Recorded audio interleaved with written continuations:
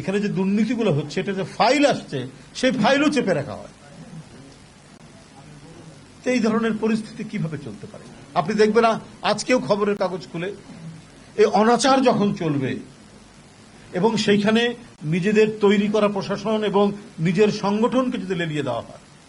কদিন আগেই দেখেন শ্রাবণের উপর আক্রমণ করলো ছাত্রলীগ, কিন্তু এই ছাত্রলীগ যে এই পলাশীতে ছিনতাই করতে গিয়ে ধরা পড়েছে, কারণ শেখ হাসিনা খুশি হয় যে বিএনপির নেতাদেরকে যদি ছাত্রলীগ আক্রমণ করে, যুবলীগ আক্রমণ করে, তাদেরকে প্রমোশন দেয়। আর এইটার সুযোগে তারা যা করছে, একটি জেলায় দেখলাম একটি নারীকে শ্লীলতাহানির জন্য মানুষ পিটিয়ে মেরে ফেলেছে এক যুবলীগ নেতাকে। ব্রাহ্মণবাড়িয়াতে তাদের নিজেদের মধ্যে গোলমালে তাদের অপর পক্ষের ছোড়া গুলিতে ছাত্রলীগের এক নেতা মারা গেছে। অনাচার, রক্তপাত, হুমকি আর ভয়ের মধ্যে দিয়ে গোটা সারা দেশের জনগণকে ওরা কোণঠাসা করে তাদের লুটেরার অর্থনীতির রাজনীতি কায়েম করতে চায় এবং কায়েম করে রেখেছে। এই জন্যই বেশি করে মনে পড়ে শহীদ রাষ্ট্রপতি জিয়াউর রহমানকে, এই জন্যই বেশি করে মনে পড়ে দেশনেত্রী বেগম খালেদা জিয়াকে। আমরা নিজের চোখে দেখেছি, আমরা তখন বিশ্ববিদ্যালয়ের ছাত্র শহীদ রাষ্ট্রপতি জিয়াউর রহমান ছিলাম। তার যে নেতাকর্মীদেরকে যে বাড়াবাড়ি করা যাবে না, আমি আপনাদেরকে একটি ঘটনার কথা বলি। আমাদেরই এক বন্ধু,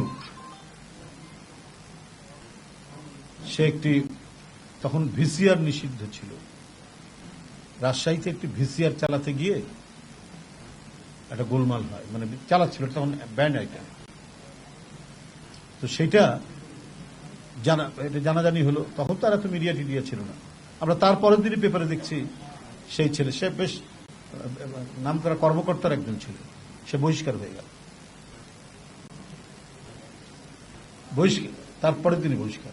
হ্যাঁ, কেউ দুষ্টামি থাকতে পারে, কিন্তু যে কঠোর পদক্ষেপ, এই কঠোর পদক্ষেপের জন্য গোটা সংগঠন ভীত সন্ত্রস্ত হয়ে যাবে। তো এটা তো আমরা নিজের চোখে আমরা দেখেছি। ছাত্রদল বলুন, যুবদল বলুন, সবাই মানে ঠিক সঠিকভাবে যেভাবে সংগঠন করা, রাজনীতি করা, সেভাবেই জিয়াউর রহমানের সময় থেকে করে এসেছে। আমরা দেখেছি যুবদলের অনেক নেতা যখন বিএনপি ক্ষমতায় নেই, কেউ ওকালতি করে জীবনযাপন করেছেন, কেউ ছোটখাটো ব্যবসা বাণিজ্য করে জীবনযাপন করেছেন, কারণ কোন লুটপাট এবং লুটপাটের রাজনীতির সাথে, দখলের রাজনীতির সাথে শহীদ রাষ্ট্রপতি জিয়াউর রহমান এবং দেশনেত্রী বেগম খালেদা জিয়া তার দলকে সম্পর্কিত করেননি। বন্ধুরা আমার, আমরা দেশনায়ক তারেক রহমানের নেতৃত্বে গণতান্ত্রিক সংগ্রাম করছেন।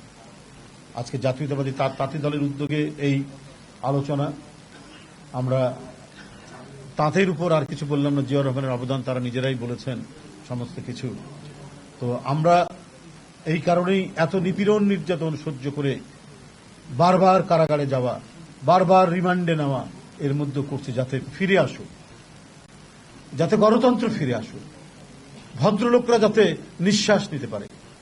বাপ যেন তার মেয়েকে নিয়ে কলেজে যাওয়ার পথে কোনো ধরনের বা স্কুলে যাওয়ার পথে কোনো বখাটের দ্বারা নিপীড়ন বা নির্যাতন বা ঝামেলায় না পড়ে, এটাই সমাজ। আজকে আমার একটি প্রবন্ধ ভালো লেগেছে, বিখ্যাত একাডেমিশিয়ান ডক্টর আলী রিয়াজ, যে ভারতের নির্বাচনে বলছে যে একটু স্বস্তির, গণতন্ত্রকামীদের একটু স্বস্তির নিঃশ্বাস, যেভাবে ফ্যাসিজমের যাত্রা চলছিল,